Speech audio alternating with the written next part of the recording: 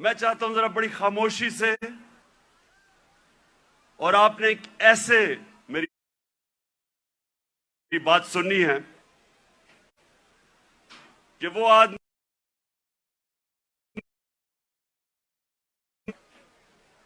جو اپنے بچے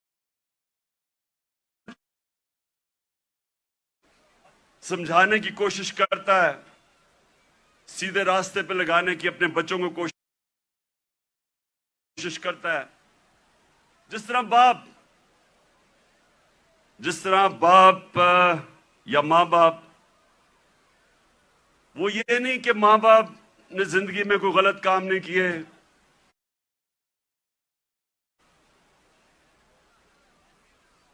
یہ نہیں کہ ماں باپ کوئی فرشتے ہوتے ہیں، لیکن ماں باپ کی ہمیں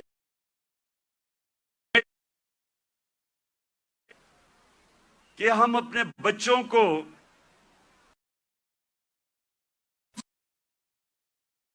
سے سیکھ کے ہم بچوں کو وہ سکھائیں تاکہ وہ غلطیاں نہ کریں جو ہم نے زندگی میں کی تھی۔ تو میری کوشش یہ ہے کہ آج اپنی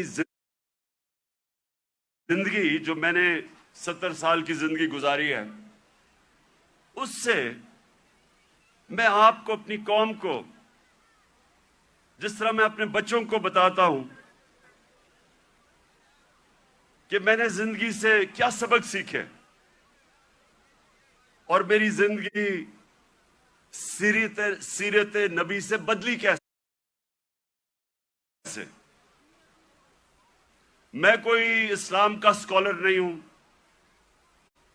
میں اپنے آپ کو کوئی عالم نہیں سمجھتا، میں اپنے آپ کو ایک طالب علم سمجھتا ہوں جو ہر روز سیکھنے کی کوشش،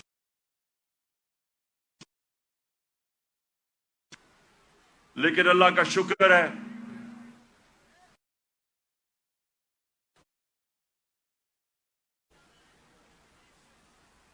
عاشق رسول ہونے کے لیے آپ کو کوئی ڈگری نہیں چاہیے۔ ہمارے دل میں اگر اس کی اللہ محبت ڈال دیتا ہے تو وہ چاہے ان پڑھ ہو، چاہے کوئی اسکالر ہو، میں سمجھتا ہوں کہ وہ بڑا خوش قسمت انسان۔ زندگی بدلنی شروع ہو جاتی ہے اگر جب وہ اپنے نبی سے عشق کرتے ہیں اور اس راستے پہ چلیں۔ تو میں پہلے آپ کو یہ واضح کر دوں کہ میں صرف اپنی زندگی کے تجربے سے آپ کو آج بات کر رہا ہوں اس مبارک دن پہ، کیونکہ دیکھیں میں نے ہر قسم کی زندگی دیکھی ہے، کرکٹ سٹار، گلیمر،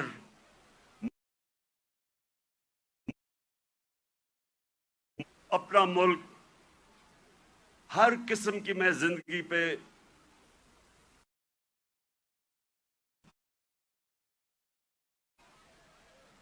سب سے پہلے ابھی آپ نے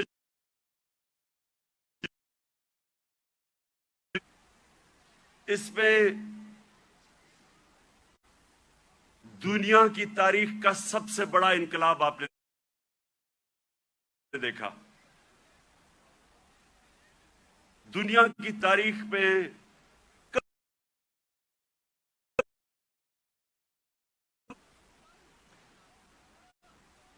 622 سب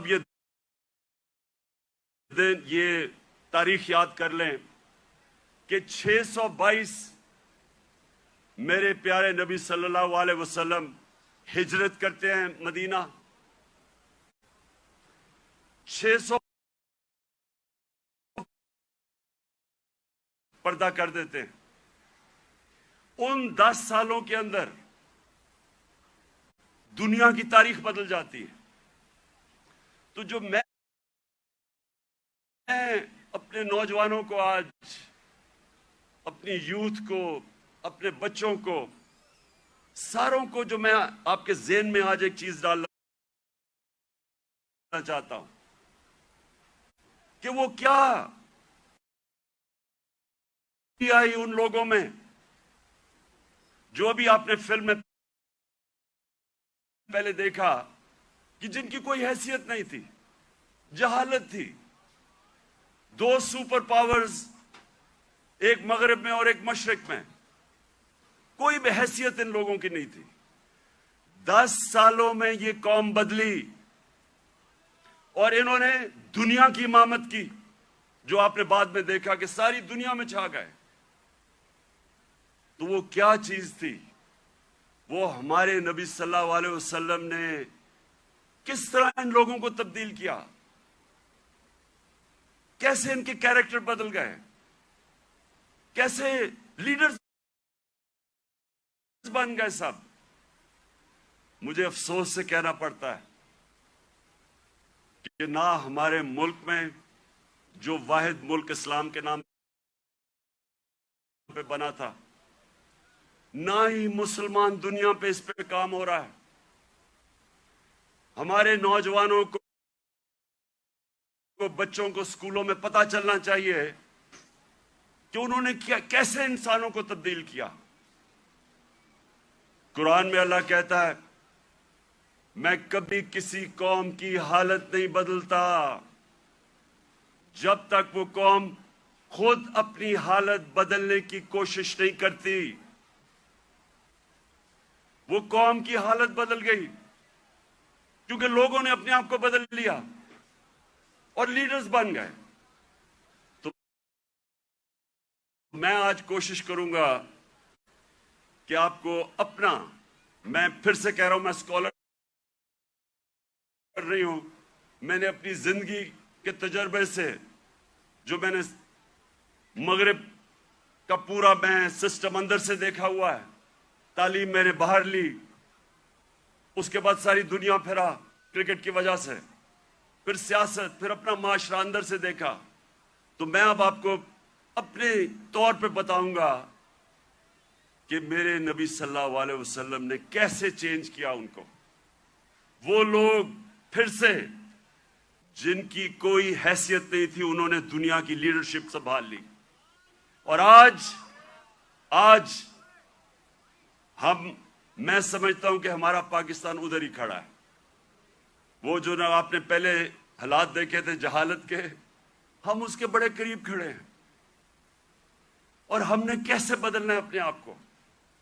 اگر ہم نے دنیا میں عزت سے رہنا ہے، اور اگر جو بہت بڑی خواب تھی پاکستان کی، علامہ اقبال، جو ان کی شاعری سے انہوں نے غلام ہندوستان کے مسلمانوں کو جگانے کی کوشش کی، اور ان کی شاعری کی قرآن کے اندر، ساری شاعری قرآن کے اندر ہے اور نبی صلی اللہ علیہ وسلم کی سنت کے اوپر ہے. اس کے اوپر انہوں نے جگانے کی کوشش کی ہندوستان کے مسلمانوں کو. اور وہ خواب کیا تھی کہ ہم ایک ایسا ملک بنائیں گے جو دنیا میں مثال بنے گا.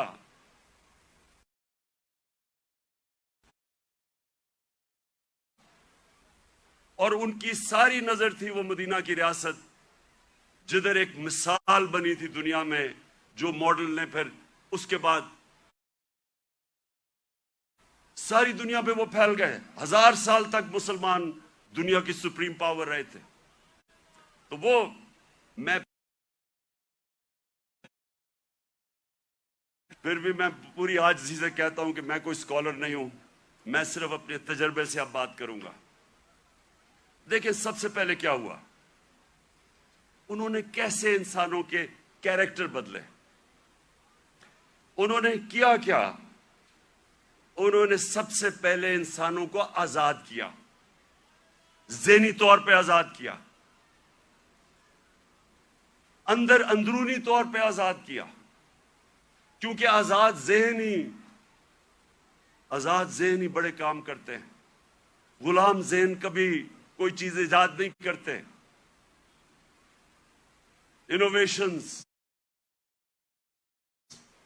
انوینشنز، نئی ایجاد جو چیزیں ہوتی ہیں وہ آزاد مائنڈ کرتے ہیں، غلام نہیں کر سکتا.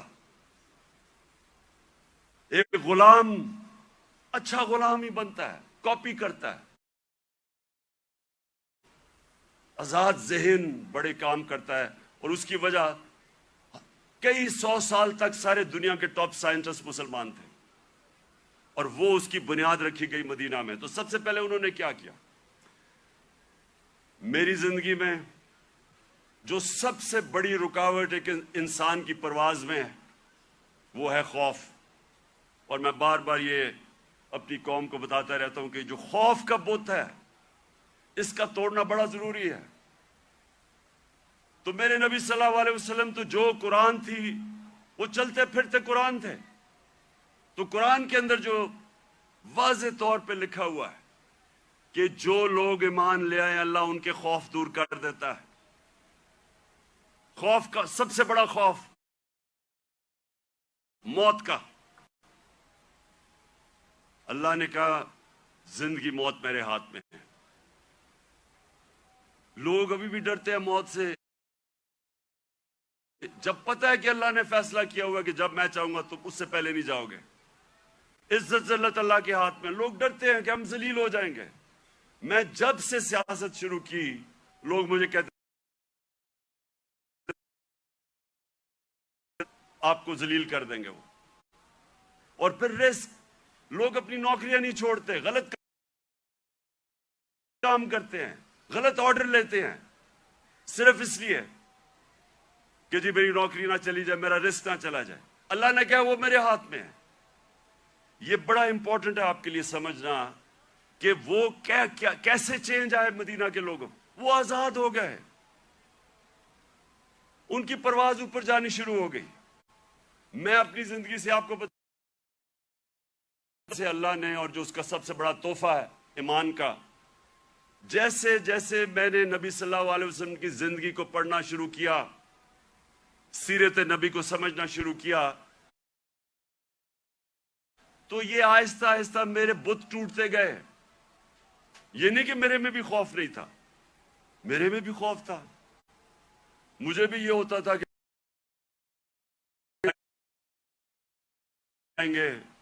لوگ ہنسیں گے آپ کے اوپر. مجھے بھی میں تو بلکہ زیادہ، مجھے بچپن میں بہت ہی شرم آتا تھا، تقریر ہی نہیں ہوتی تھی لوگوں کے سامنے.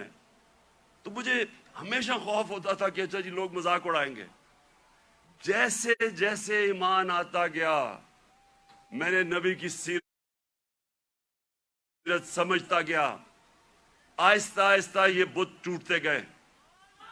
پہلا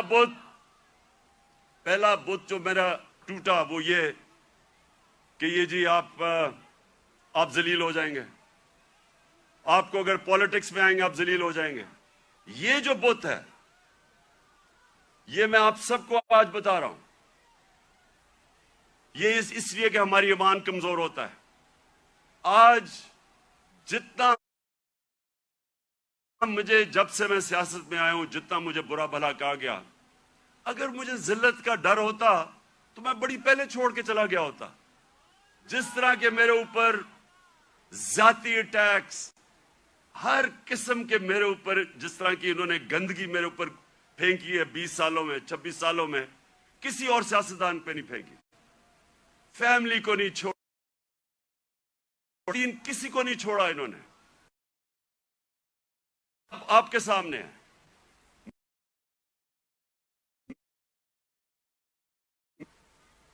کیا مجھے انہوں نے ذلیل کرنے میں کامیاب ہو گئے؟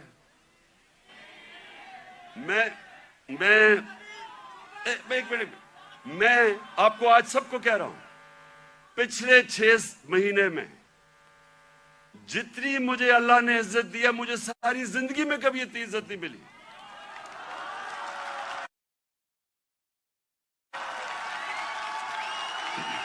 تو اس کا تو میں آپ کے سامنے ہوں. سنیں غور سے سنیں. یہ جلسہ نہیں ہے، یہ غور سے سنیں، کیونکہ میں نے آج آپ کو اپنی زندگی سے سمجھا رہا ہوں کہ اگر انسان کے ہاتھ میں ذلت ہوتی تو آج میں بڑا ذلیل ہو چکا ہوتا.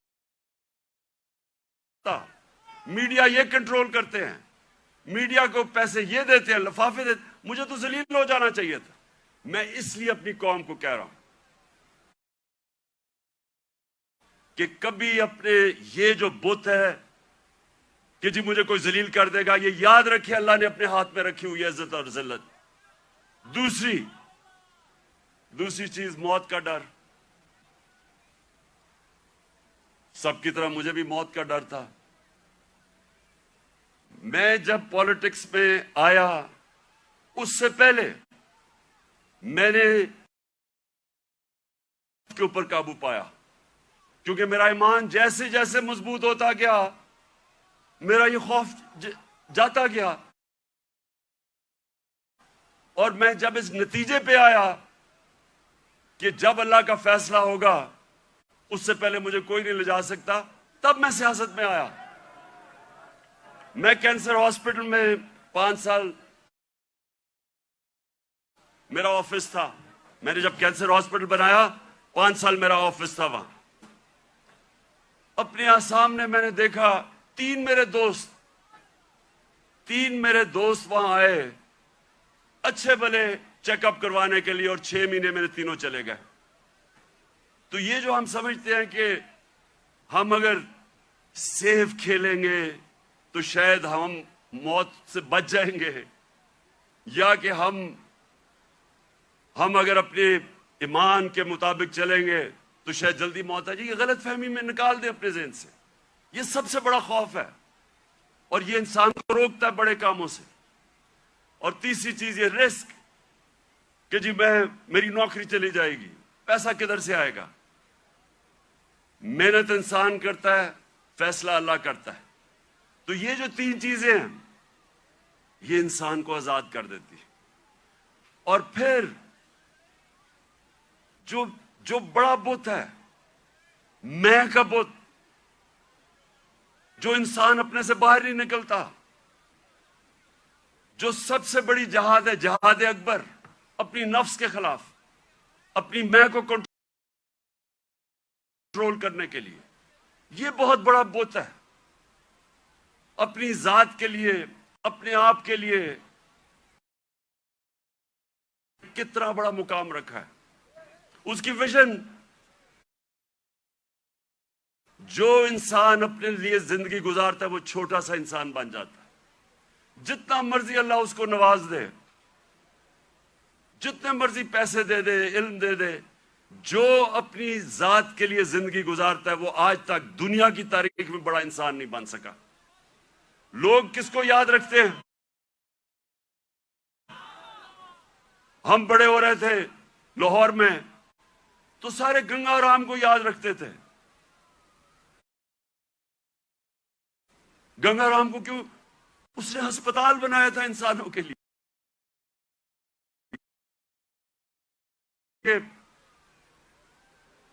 برے صغیر میں بڑے بڑے جو صوفی آئے، ولی اللہ آئے، آج بھی ان کے مزاروں پہ دیکھیں لاکھوں لوگ جاتے ہیں۔ کیوں جاتے ہیں؟ کیونکہ وہ انسانوں کے لیے آئے تھے، وہ سب عاشق رسول تھے، وہ سارے ان کی زندگی انسانوں کے لیے تھی، اور انسانوں سے پیار کرتے، عزت دیتے۔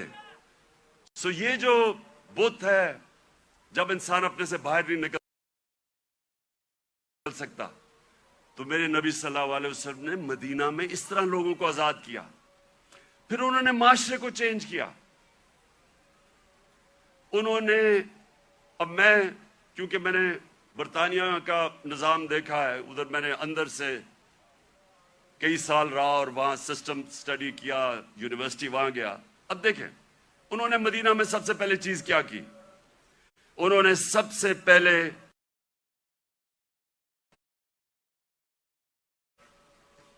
یہ آپ کے لیے بڑا امپورٹنٹ ہے سمجھنا، عدل اور انصاف کا مطلب ہوتا ہے rule of law. Rule of law کا مطلب ہوتا ہے سب لوگوں کے لیے ایک قانون، قانون کے سامنے سب ایک برابر، کوئی قانون سے اوپر نہیں ہے۔ یہ بڑا ضروری ہے آپ کو سمجھنا، کیونکہ بدقسمتی سے پاکستان میں ہم نے رول آف لا دیکھا ہی نہیں ہے۔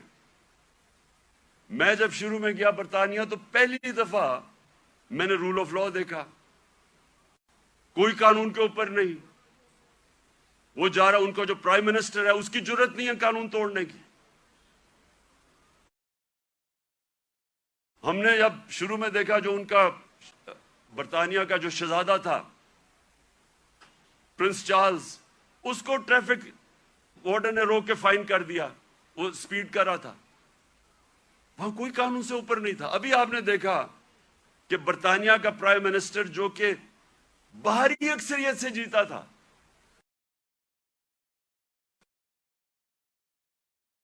اس وجہ سے کہ انہوں نے کہا کہ اس نے جو لوگوں کے لیے قانون بنایا تھا سوشل ڈسٹنسنگ کا کرونا کے دوران, اس نے اس کے اوپر عمل نہیں کیا, اس پہ نکال دیا. قانون کی بالادستی. اور یہ میرے نبی صلی اللہ علیہ وسلم نے مدینہ میں کہا کہ میری بیٹی بھی اگر جرم کرے گی تو اس کو سزا ملے گی, کوئی قانون سے اوپر نہیں ہے. انہوں نے جو عدل اور انصاف کا نظام قائم کیا, یہ یاد رکھیں کہ پہلے عدل اور انصاف آیا, پھر خوشحالی آئی. یہ نہیں کہ پہلے خوشحالی آئی اور پھر انصاف ہوا. انصاف کی وجہ سے خوشحالی آتی ہے معاشرے میں. جو آج دنیا کے اندر ایک انڈیکس ہے, اسے کہتے ہیں رول آف لا انڈیکس, کہ کن معاشروں میں دنیا میں قانون کی بالادستی ہے اور کن معاشروں کے اندر جنگل کا قانون ہے, یعنی جس کی لاٹھی اس کی بھینس. آپ کو حیرت ہوگی سن کے کہ جس ملک میں سب سے زیادہ قانون کی حکمرانی ہے, یعنی انصاف ہے, جو مدینہ کی ریاست میں قائم کیا گیا, وہ ہے سوئٹزرلینڈ. سوئٹزرلینڈ میں 99.9% رول آف لا انڈیکس ہے, یعنی مکمل انصاف ہے. وہاں کوئی انسان قانون کے اوپر نہیں ہے. سب سے خوشحال جگہ ہے سوئٹزرلینڈ, وسائل ہے ہی نہیں.